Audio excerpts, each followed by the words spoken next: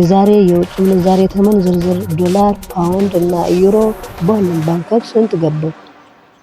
ሰላም ተመልካቾች፣ ወደ ዕለታዊ የገበያ መረጃ ዝግጅት እንኳን በደህና መጣችሁ።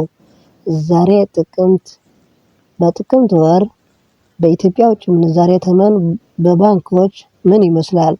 በተለይም የአሜሪካ ዶላር በእንግሊዝ ፓውንድ እና በአውሮፓ ዩሮ በኢትዮጵያ ብር ምን ያህል እየተመነዘሩ እንደሆነ ከበርካታ ባንኮች ያገኘነው መረጃ ይዘን ቀርበናል።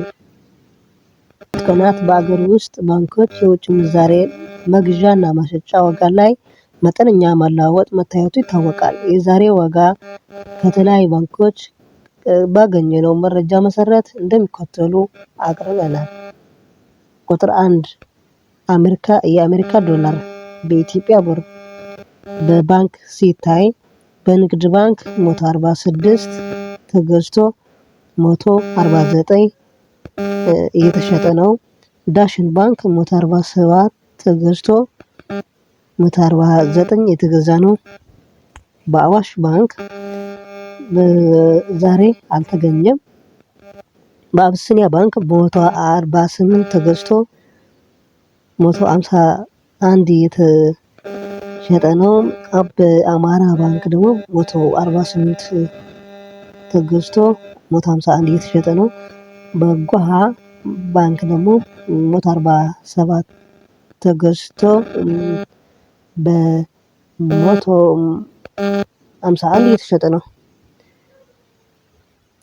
በመቀጠል ደግሞ ስናይ የእንግሊዝ ፓውንድ ሲናይ ደግሞ በንግድ ባንክ 196 ሲሆን መሸጫው ደግሞ 200 ነው። ዳሽን ባንክ ደግሞ በ198 ሲገዛ 202 ደግሞ እየተሸጠ ነው። አብሲኒያ ባንክ ደግሞ በ198 ተገዝቶ 202 እየተሸጠ ነው። በአማራ ባንክ ደግሞ 197 ተገዝቶ 201 እየተሸጠ ነው። በመቀጠል የአውሮፓ ዩሮ ስንት እንደገባ ደግሞ ሲናይ ንግድ ባንክ 170 ሲገዛ በ173 ደግሞ እየተሸጠ ነው። ዳሽን ባንክ ደግሞ 170 ተገዝቶ 173፣ አብሲኒያ ደግሞ 172 ተገዝቶ 175 እየተሸጠ ነው። አማራ ባንክ ደግሞ 171 ተገዝቶ 174 እየተሸጠ ነው። የተባበሩት አረብ ኤሚሬትስ አማካይ በ40 ብር ገብቶ ነበር ተገዝቶ በ41 ደግሞ እየተሸጠ ነው። በሳውዲ ሪያል ደግሞ በ39 ብር ተገዝቶ 40 እየተሸጠ ነው።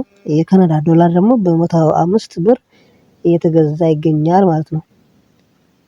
ተመልካቾች እያንዳንዱ እንደ ገበያ ሁኔታ የራሱ ምንዛሬ ተመን ማውጣት ከጀመረ ወዲህ ባንኮች በተለይም በዶላር መግዣ ዋጋ ላይ ከፍተኛ መፎካከር እያሳየ ይህ ተመን ልዩነት በተለያየ በሐዋላና በዲያስፖራ አካውንት አገልግሎቶችን ላይም ያንጸባርቃል።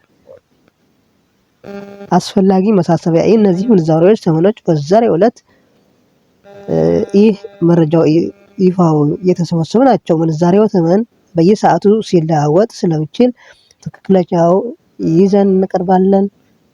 እስከምንወጣ ድረስ መልካም። ሳብስክራይብ በማድረግ ደግሞ ቤተሰብ መሆናችሁ እንዳይረሱ።